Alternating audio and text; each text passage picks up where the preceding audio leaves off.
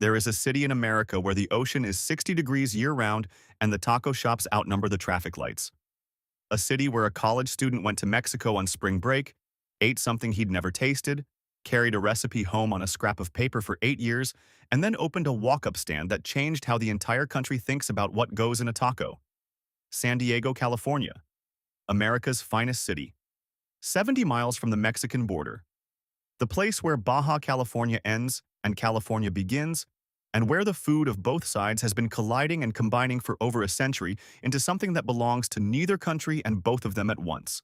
In 1974, Ralph Rubio was a freshman at San Diego State University.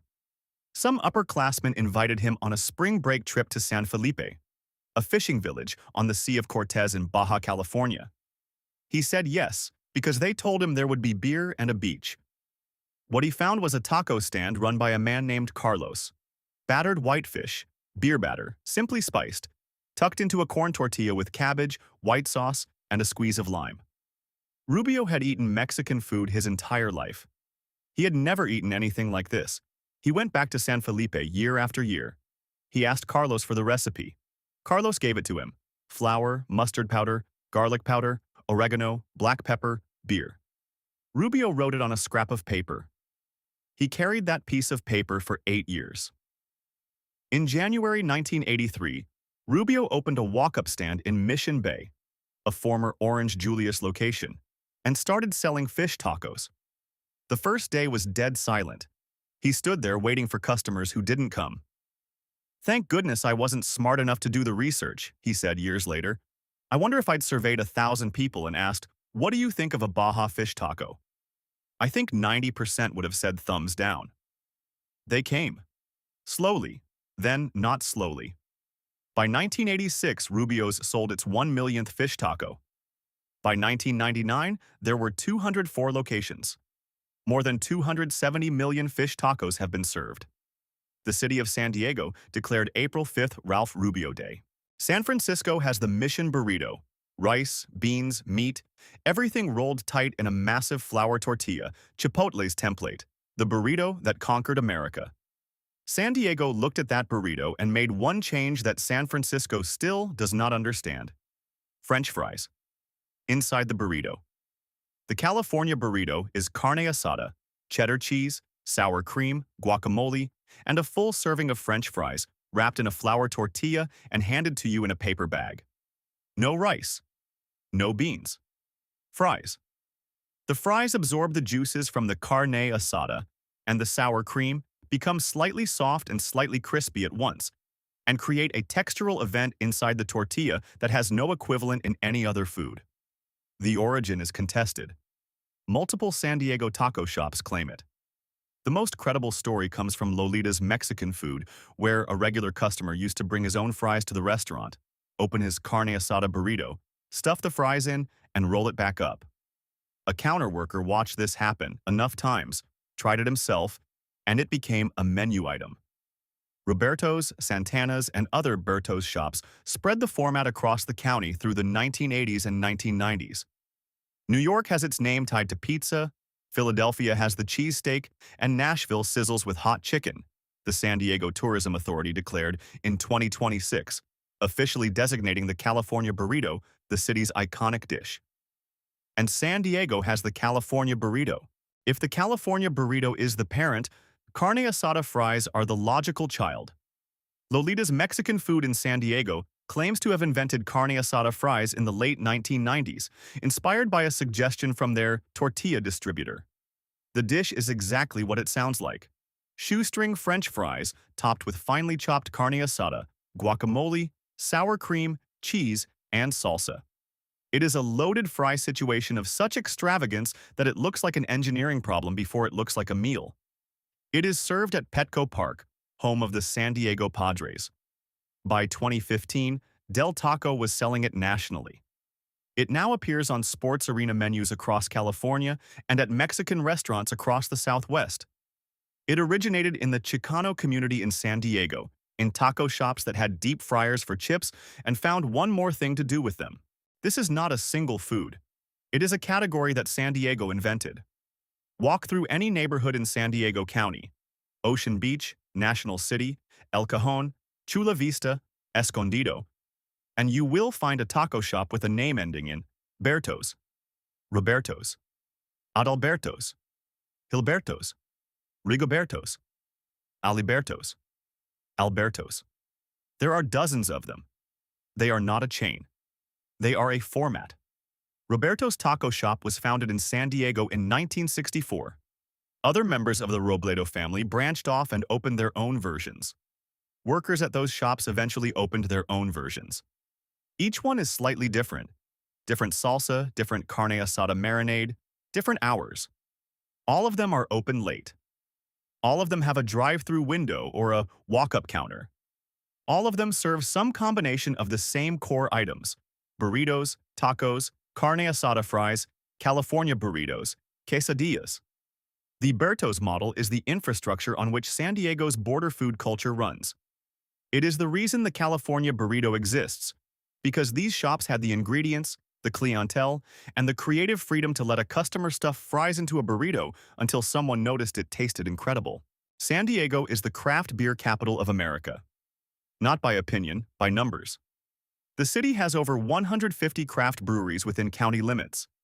More breweries per capita than any major metropolitan area in the United States. The San Diego craft beer scene has won more Great American Beer Festival medals than any other single city in the country. When craft beer publications rank American beer cities, San Diego is always first or second. Portland is usually second. The modern San Diego craft beer scene begins in 1989 when Carl Strauss opened the first brewpub in San Diego. Stone Brewing opened in 1996 in a strip mall in San Marcos and grew into one of the most influential craft breweries in American history, known for aggressively hopped IPAs at a time when most American beer was light and mild. Ballast Point, AleSmith, Pizza Port, Green Flash.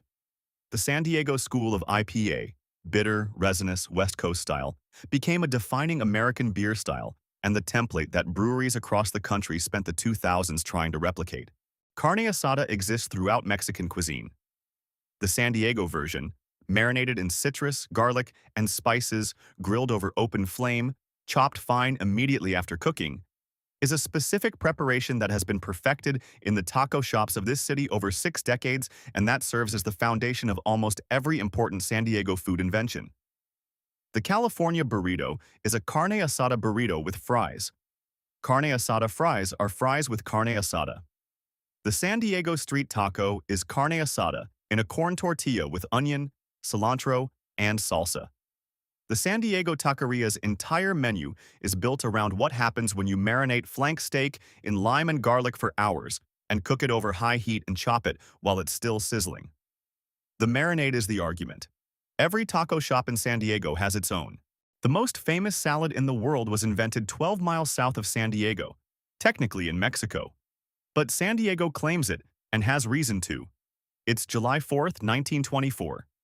Cesar Cardini is an Italian immigrant who lives in San Diego but runs a restaurant in Tijuana, just across the border, because prohibition is in full effect and his American customers want to drink. The holiday weekend rush has depleted his kitchen. He has romaine lettuce, eggs, garlic, croutons, parmesan, olive oil, and Worcestershire sauce. He assembles them into a salad, tosses it tableside with dramatic flair, and serves it on a plate. The pilots from Rockwell Field Air Base in Coronado, a naval air station just across the bay from San Diego, ate there regularly. Alex Cardini, Caesar's brother, added anchovies and named an early version the Aviator's Salad in their honor. Julia Child ate there as a child in the mid-1920s with her parents and wrote about it decades later. Wallis Simpson, the woman for whom King Edward VIII abdicated the British throne, demanded Caesar himself toss her salad tableside, and reportedly made a scene when he didn't. Caesar Cardini moved to San Diego permanently in 1935, then to Los Angeles in 1938. In 1948, he patented his dressing and launched Caesar Cardini Foods. Every city has its version of a taco. San Diego has the rolled taco, a corn tortilla tightly wrapped around seasoned beef or chicken, fried until rigid and golden, served with guacamole, shredded cheese, sour cream, and salsa. They are called rolled tacos here. Elsewhere they are called taquitos. San Diego does not care what you call them elsewhere. The rolled taco is the fast food of San Diego taco culture. The thing you order when you want four of something instead of one. They are sold by the half dozen at every taco shop in the city. They are eaten standing up, driving, walking at the beach. They are on the kids' menu everywhere and ordered by adults with equal frequency. The genius of the rolled taco is structural. The corn tortilla, fried tight around the filling, becomes a delivery mechanism that holds at any angle. You can eat it while walking, while driving, while surfing and eating simultaneously, which is not recommended but has happened in San Diego. Before the breakfast burrito went national, before every fast food chain offered one, before every diner in America had one on the menu, there was the San Diego morning. Surfing culture requires early rising and large caloric intake. The taco shops of Pacific Beach, Ocean Beach, and Mission Beach, which already had carne asada and scrambled eggs and flour tortillas and hot sauce on hand, noticed that the surfers coming in at 7 a.m. needed the same things they needed at midnight.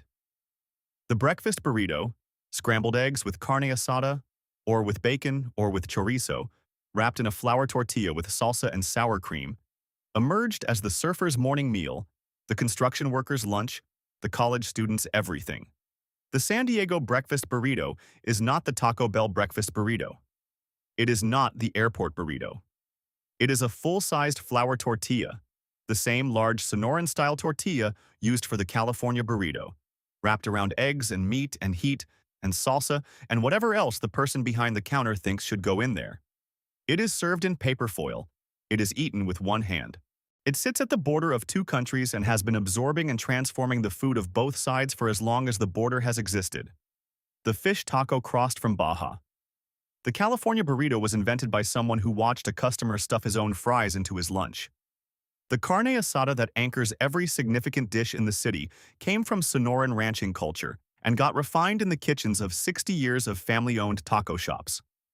The rest of California thinks it understands San Diego food. San Francisco has its Mission burritos and considers the matter settled. Los Angeles has its Korean tacos and its food truck culture and its celebrity chefs. San Diego has none of that. San Diego has a walk-up window, a paper bag, carne asada that's been marinating since yesterday, a fish taco that a man brought back from Mexico on a scrap of paper in 1974. Not every city has a dish that was carried across an international border on a piece of paper. Not every city invented a burrito that its neighboring city still doesn't understand. Not every city has a style of beer that became the standard for an entire industry.